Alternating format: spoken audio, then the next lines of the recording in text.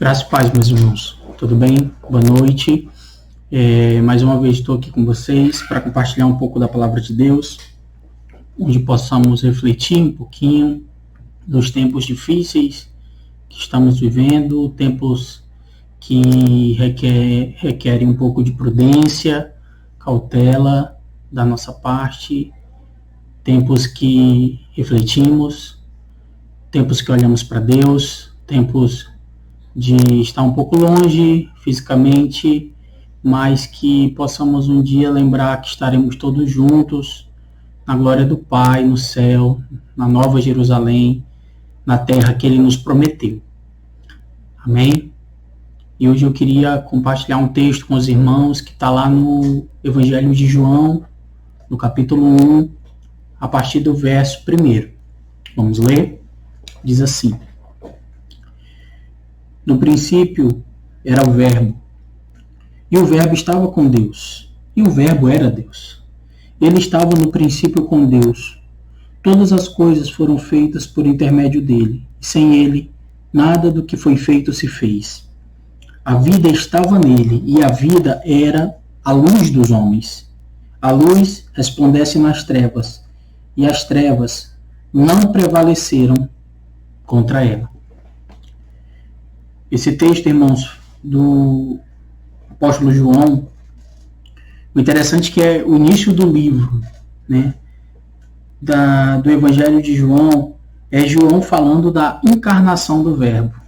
João afirmando que o próprio Deus encarnou e viveu entre nós. O interessante é que ele diz muito, como diz em Gênesis capítulo 1, essa palavra no princípio. Gênesis 1 também fala esse mesmo princípio, mas ele quer dar o entendimento que o Verbo era desde sempre. E quem é o Verbo? Quem era o Verbo? Quem é o Verbo? O verbo do grego, que significa logos, que significa palavra, sempre existiu desde o princípio. O Verbo era no princípio. Ele enfatiza a pré-existência. Antes de tudo acontecer, ele já existia. Imagine comigo, irmãos, a grandeza. Imagine comigo o conhecimento, o poder daquele que sempre existiu, do Verbo, daquele que sempre estava lá, que sabia e que sabe de todas as coisas. Eu queria lhe trazer a reflexão para nós orarmos hoje, entender que ele, a palavra, encarnou, a palavra de Deus, o Verbo, encarnou e veio Cristo para nos salvar. Mas esse Verbo, essa palavra encarnada, que diz também em 1 João, se você puder abrir a sua Bíblia, em 1 João capítulo 1, também versículo 1, João faz o início da sua epístola falando o que era desde o princípio, o que temos ouvido, o que temos visto com os nossos olhos, o que contemplamos e as nossas mãos apalparam com respeito ao Verbo da vida. Nesse texto agora de 1 João, ele está falando de uma parte mais pessoal. Olha, nós vimos, nós ouvimos, as nossas mãos tocaram nele.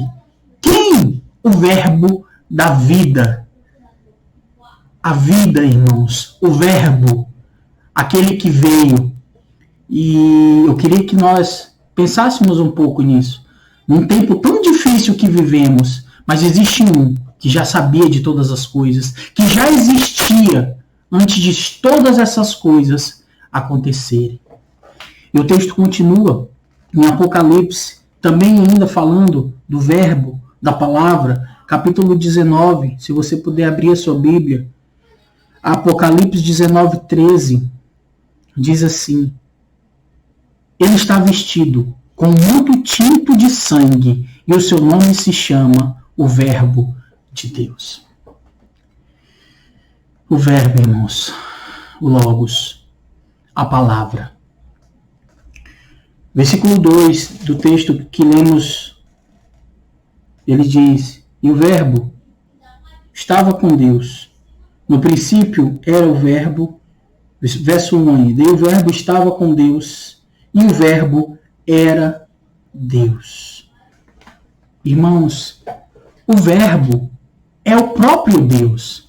Às vezes nós não paramos para dimensionar a Trindade em sua essência. Nós adoramos um único Deus.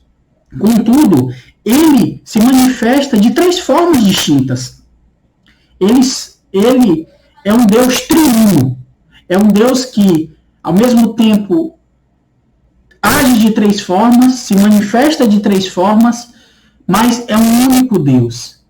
E esse Deus da Trindade, o Filho, o Pai, o Filho e o Espírito Santo, mas o Filho, que ele diz aqui no versículo, fim do versículo 1, ele diz, e o verbo era Deus. Ou seja, o próprio Cristo é o nosso Deus. E nós não podemos esquecer, irmãos, quem é o nosso Deus? No meio de tantas dores, quem é o meu Deus? Quem é o Deus que eu sirvo? Quem é o Deus que eu sigo? Quem é o verdadeiro Deus? Existem tantas pessoas desesperadas, irmãos, que procuram Deus em tantos lugares. Lugares escuros, lugares sombrios, lugares onde não se fala de Deus. E estão perdidas, às vezes dentro da igreja não sabem quem é o seu Deus. Em 1 João, capítulo 5, volta ainda, a gente vai abrir alguns textos de 1 João, capítulo 5, versículo 20, ele diz, também sabemos que o Filho de Deus é vindo, ele nos tem dado entendimento para reconhecermos o verdadeiro. E estamos no verdadeiro, em seu Filho, Jesus Cristo. Este é o verdadeiro Deus e a vida eterna. E o verso 21 ele finaliza, filhinhos, guardai-vos dos ídolos. Irmãos, ele é o verdadeiro Deus, como diz esse texto que acabamos de ler. Ele é o poderoso Deus. E ele é o verdadeiro Deus que dá a vida eterna.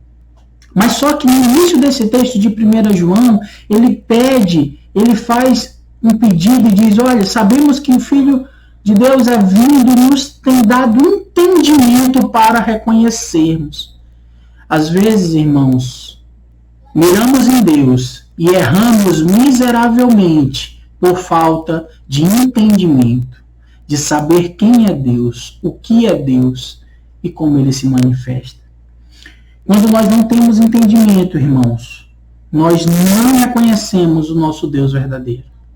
Quando nos falta entendimento, nós não reconhecemos as ações do nosso Deus verdadeiro. Jesus é o verdadeiro Deus. Jesus é a vida eterna. Quando não conhecemos a Deus, qualquer outra coisa que nos dá prazer e satisfação se torna um ídolo. O verso 21, o apóstolo João ele fala, filhinhos, guardai-vos dos ídolos. Justamente por não conhecermos, justamente por não termos entendimento, nós precisamos nos guardar dos ídolos. Porque quando eu não conheço a Deus da maneira que convém, tudo que me dá prazer, tudo que me satisfaz, pode me tornar um ídolo em potencial. Já dizia algum ator teólogo da atualidade que o nosso coração é uma fábrica de ídolos. Idolatramos tanto, irmãos. Idolatramos, às vezes, a família. Idolatramos, às vezes, coisas, objetos, aparelhos. Idolatramos times. Idolatramos políticas,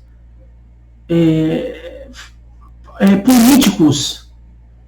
Colocamos e vestimos camisas e aquilo ali dita a maneira que nos relacionamos com as pessoas, dita a maneira que tratamos o próximo e está errado. Mas por que criamos tantos bezerros de ouro? Por que criamos tantos ídolos? Porque esquecemos que o verbo é Deus, desde o princípio. porque esquecemos que Ele é o verdadeiro Deus. E nós não podemos esquecer disso. Filhinhos, guardai-vos dos ídolos. E para nós nos guardarmos dos ídolos, nós precisamos buscar entendimento de quem Ele é. O texto continua, irmãos, e fala no verso seguinte do texto que lemos. No verso 2, assim: Ele estava no princípio com Deus. No princípio, como nós já falamos, Ele estava com Deus. No princípio Ele era o Verbo era Deus, e no princípio Ele estava com Deus. Você lembra daquela passagem que em Gênesis, quando Deus cria todas as coisas e no final Ele diz: façamos o homem a nossa imagem conforme a nossa semelhança. Esse façamos denota que Ele não está só. E Ele continua dizendo no verso 3, todas as coisas foram feitas por intermédio dele, e sem ele, nada do que foi feito se fez. Tem um texto em Colossenses capítulo 1, versículo 16 e 17, que diz assim a mesma coisa: pois nele foram criadas todas as coisas no céu, sobre a terra, as visíveis e as invisíveis, sejam tronos, sejam soberanias, quer principados, quer potestades. Tudo foi criado por meio dele e para ele. Verso 17. Ele é antes de todas as coisas, nele tudo subsiste. Nele tudo subsiste. Sem ele, nada do que foi feito se fez. Tudo foi feito por intermédio dele. Ele estava no princípio. Ele estava com Deus. Aliás, ele era o próprio Deus. E tudo como o autor do livro de Colossenses diz, todas as coisas no céu e na terra, as visíveis e as invisíveis, foram criadas por ele, para ele, toda honra e toda glória seja dada. Irmãos, é tão louco quando nós paramos para olhar a criação e a perfeição da criação. E saber que tudo foi criado por Ele, pelo Verbo, por Cristo, por Deus. E que sem Ele, nada do que nós vemos e também do que nós não vemos poderia ter sido criado. Mas às vezes esquecemos que as coisas só subsistem por causa dele. E eu vejo, irmãos, nós vemos, tanta gente que quer ser mais do que tem que ser. Vivemos numa sociedade extremamente egoísta, de pessoas que querem ter muitas coisas e esquecem do ser. Precisamos lembrar, irmãos, que nós não somos nada. Nós só existimos porque Ele quis assim. Se você vive hoje, se você respira, cada amanhecer que surge é porque Ele quer assim. Tudo subsiste por causa de Cristo. Sem Ele, nada do que foi feito se fez. Então nos rendemos a Ele. Nos rendemos então a Ele. Nos prostremos a Ele, confessemos o seu nome, rendemos a nossa voz em louvor e adoração a Ele, exaltemos as suas obras, exaltemos a sua criação, contemplem aquilo que o Criador criou. Às vezes vemos pessoas em tronos, poderes, autoridades, que se vangloriam por estar onde estão e acham que tem todo o poder na mão, assim como um louco na Babilônia disse eu sou, e toda a Babilônia viu seu fim. Não podemos esquecer que sobre ele subsiste todas as coisas. O texto que lemos de João todas as coisas foram criadas por intermédio dele. E trazendo um pouco para a nossa realidade, irmãos, aplicando esse versículo à nossa vida, precisamos descansar no Criador. Somos muito inquietos com todas as coisas porque não paramos para ouvi-lo. Não paramos para dar o dever do valor àquele que criou tudo. A única coisa que mancha tudo isso que é belo criado por ele é o pecado. Quando o pecado entra no mundo, toda a criação, ela agora geme dores de parto. O pecado ele trouxe corrupção à humanidade e com isso toda a desgraça. Não é à toa que Deus envia o seu Filho para cumprir o plano salvífico para a humanidade. Mas com pecado ou sem pecado, nós não podemos esquecer que tudo é para a glória dele. Que todas as coisas foram criadas por ele. Então, irmãos, reflitamos nos dias que vivemos, que se Deus quiser, tudo isso vai passar. Ele estava desde o princípio, ele está hoje, ele é Deus desde o princípio, ele criou todas as coisas, sem ele nada do que a gente vê e não vê se fez. Ele que estabeleceu as autoridades, é ele. Tudo é governado por ele. Tudo foge do seu controle. O verso seguinte, no verso 4, ele diz: a vida estava nele, e a vida era a luz dos homens. A vida estava nele. Eu lembro que no penúltimo domingo, que eu também tive o privilégio de trazer uma mensagem para os irmãos, a gente falou da água viva. E é a mesma coisa que essa parte do versículo 4, ele traz para a gente. A vida estava nele e ele era a luz dos homens. Ele é a água viva, ele é a vida. Não adianta procurarmos vida em outro lugar que não seja Cristo. Nós não encontraremos satisfação plena para a nossa vida. Nós não encontraremos satisfação sequer para a nossa vida. Cristo é a vida. E ele tem a vida eterna para nos dar. Ele garante isso. É a promessa que ele garante, é a vida eterna. O que é um problema é saber qual a vida que está nele. Porque a nossa vida que temos aqui na Terra é extremamente passageira. Temos um tempo limitado. A nossa vida, ela, como diz o salmista, é como um lampejo, uma fagulha, uma erva que de manhã amanhece e que ao fim da tarde se esvai. Não adianta, irmãos, buscarmos nessa terra as coisas que podem nos saciar a nossa vida. Porque só Cristo é a vida. E o texto diz, 1 João 5,11, mais um texto em 1 João 5,11, ele diz assim: e o testemunho é este, que Deus nos deu a vida eterna, e esta vida está no seu Filho. Aquele que tem o Filho tem a vida. Aquele que não tem o Filho de Deus não tem a vida.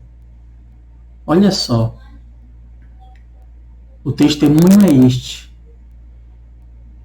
Aquele que tem o Filho tem a vida. Irmãos, a vida em Cristo, ela é muito mais profunda do que a vida que vivemos nessa terra, de qualquer forma. Porque com Cristo, não importa como você vive nessa terra. Se você estiver com Cristo, não importa se você tem ou se você não tem, porque você tem Cristo. Se você tem uma vida com Cristo, se a vida que está nele pulsa em ti, como ele diz sobre o nosso novo nascimento, sobre o velho homem, que a gente tem que se despir, como ele disse para Nicodemos, é necessário nascer de novo, senão não pode entrar no reino de Deus. Como os evangelhos e a Bíblia está cheio de referências que falam de uma nova vida, uma vida diferente. Mas dentro dele é onde se porta essa vida. E ele quer nos encher com ela. Por isso eu volto a repetir, se essa vida pulsa dentro de nós, um novo homem, um novo ser, uma nova criatura, agora já não sou mais eu que vivo, como Paulo diz, mas tem outra vida dentro de mim, e a vida que agora eu vivo na carne, eu vivo-a pela fé no Filho de Deus, que morreu e ressuscitou por mim. Quando essa vida pulsa em nós, não importa, irmãos, não importa aonde estamos vivendo, o que estamos passando, qual dificuldade você está passando. Claro que oramos para que as dificuldades passem, para que as tristezas, notícias tristes, elas sejam menores. Mas quando a vida está dentro de nós, não me importa o que aconteça, porque nós temos vida. E a vida ela era a luz dos homens. E eu te faço uma pergunta: como faço para ter vida? É meio louco essa pergunta, porque se a gente vive e nasce de mãe, como Nicodemos pensava, porventura eu posso entrar no ventre da minha mãe e nascer novamente? Como eu faço para ter vida? Efésios capítulo 2, esse texto é bem conhecido, versículo 1, diz assim: Ele vos deu vida, estando vós mortos nos vossos delitos e pecados. Precisamos reconhecer que vivemos em pecado. Não há vida sem reconhecimento que eu estou morto. Um cadáver, um vivo morto ambulante, ele às vezes não sabe que está morto. Ele anda para cima e para baixo, mas ele está morto por dentro. Então, primeiro, reconheça que eu estou morto em meu pecado, em meu delito, para que a luz que ele diz que é, no verso 4, e ela era a luz dos homens, possa resplandecer nas trevas que há em mim, para que eu possa me tornar uma pessoa menos pior, para que eu possa melhorar, para que eu possa acertar mais do que errar, para que eu possa agir com misericórdia e não com sacrifício, para que eu possa me doar, para que eu possa amar de verdade. A vida precisa pulsar em nós, a vida de Deus, que aqui, no reino que começa aqui, mas não totalmente, ele vai resplandecer na vida eterna. E em último lugar, para nós encerrarmos, o verso 5 ele diz: a luz resplandece nas trevas, e as trevas não prevaleceram contra ela. Trevas e luz. Aquela dualidade que a gente vê em filmes, né? Luz, sombras, céu, inferno, trevas e luz. É bem legal, porque Jesus é a luz e nele não há treva alguma. E tem mais. Aonde a luz está, ela resplandece. E como o texto diz, as trevas não prevalecem contra ela. Existem momentos de trevas, momentos que às vezes parecemos estar perdidos. Mesmo dentro de igreja, mesmo cheio de gente ao nosso redor, mas estamos sem saber para onde ir. E uma vez, quando Cristo pegou pesado no discurso, no sermão, as pessoas começaram a ir embora, porque estava muito difícil ouvir o que Jesus estava falando. Um dos discípulos chegou para Jesus e falou: Senhor, maneira o discurso, porque tem gente indo embora. Jesus olhou para aquele discípulo e falou: se você quiser ir também, você pode ir. E aquele discípulo, inspirado por Deus, falou: para onde iremos? se só tu tens a palavra de vida eterna. Irmãos, não é feio reconhecer que anda em trevas. Não é errado reconhecer que anda perdido. Não é desmerecedor reconhecer que não sabe para onde ir. O feio, o errado e o desmerecedor é continuar aí. É continuar aí como filho pródigo, que vem, pede a herança, vai e continua lá, comendo da comida dos porcos. Deixa a luz resplandecer na tua vida. Deixa a luz expulsar as trevas. E o que eu faço? Esse texto que eu trouxe para vocês, do verbo de João, é para a gente mostrar o quanto Deus é poderoso. O quanto ele já existia desde o princípio. O quanto ele é a palavra, ele é a ação. O quanto ele é o próprio Deus. O quanto ele é o criador de todas as coisas. E sem ele, nada do que foi feito existe. Para entendermos o Deus que servimos. Para entendermos a grandeza do Deus que servimos. Que ele é poderoso para fazer infinitamente mais. Que ele cuida de ti, que ele guarda, que ele zela. E mesmo se um dia eu enfrentar o vale dos ossos secos, ele estará comigo. E mesmo se um dia eu tiver que morrer, eu sei que ele estará comigo também. Você entende? O quanto devemos depender, se entregar.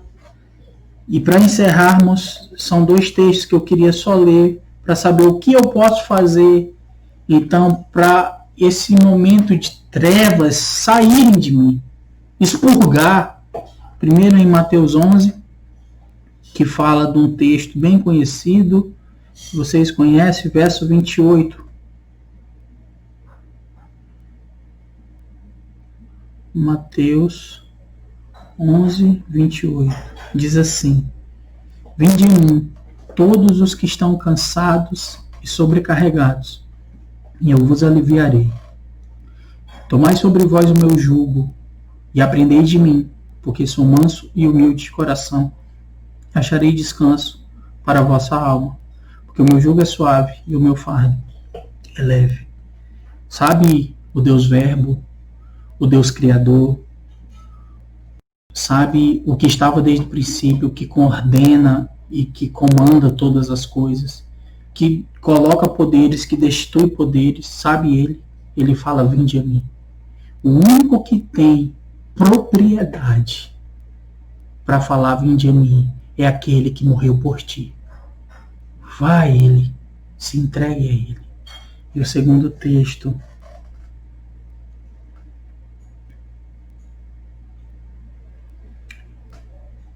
você lembra daquela passagem que Marta e Maria recebem Jesus na casa dele, na casa deles, e Marta vai para os afazeres da casa e Maria fica sentada aos pés de Jesus, ouvindo o que ele tem a falar. E Marta se irrita porque ela estava cuidando de uma coisa e de outra naquela correria, mas aí Marta chega para Jesus e fala, Senhor, não te incomoda que eu fique sentada aí, peça que ela venha me ajudar. E Jesus responde para ela, Marta, tu estás ocupada e ansiosa com essas coisas da vida. Maria, porém, escolheu a melhor parte e dela não será tirada. Para nós refletirmos, irmãos, escolha a melhor parte. Todos os dias você pode fazer escolhas. Você pode escolher pecar, você pode escolher não pecar, você pode escolher amar, você pode escolher odiar, você pode escolher ouvir, você pode escolher falar e escalar. Mas eu queria orar com você nessa noite e pedir para o Senhor nos ensinar a escolher a melhor parte. O que Marta estava fazendo não era pecado, não era errado, não era algo desonroso. Ela estava trabalhando, ela estava fazendo comida, justamente para Jesus e seus discípulos comerem. Mas existe uma melhor parte, que nada dessa terra se compara, existe uma melhor parte, que nada que eu e você possamos fazer, de posições, de trabalho, de lugares que a gente quer galgar nessa terra, se compara, que é aos pés do Verbo, ouvindo as verdades da vida eterna. Eu posso escolher isso. Eu posso escolher. Você entende que hoje você pode escolher, que o véu se rasgou, que não há nada mais que impeça você. Oremos, irmãos. Deus, nós nos apresentamos diante de Ti, Senhor. E colocamos o nosso coração te pedindo que Tu nos oriente, Pai. Orienta a nossa vida com aquilo que escolhemos. Que a gente possa escolher a melhor parte, que é o Senhor, a vida, o Senhor, a luz, o Senhor, o Verbo, que era desde o princípio, o Senhor que governa e que rege o mundo com autoridade e com poder, o Senhor, Pai, que criou todas as coisas, o Senhor, Deus poderoso. Nós apresentamos a nossa vida tão pequena, Pai, tão sem saber o que pensar, tão imatura. Nos ajuda, Senhor. Nos ajuda a melhorar em nossas ações. Tira de nós todo o velho eu e coloca em nós a vida que o Senhor é. Nos enche, como a Tua palavra diz, Pai. Nos enche de Ti. Põe em nós a mente de Cristo e nos faz andar como pequenos cristos diariamente para que o Teu reino ele seja visto por aqueles que ainda não Te conhecem e eles queiram saber o que é isso que nós temos, essa vida e essa luz que resplandece. Eu Te agradeço, eu oro pelos meus irmãos, eu oro pela igreja, abençoa os Teus filhos, Pai, em nome de Jesus. Amém. Pastor Breno é com o Senhor. Até mais.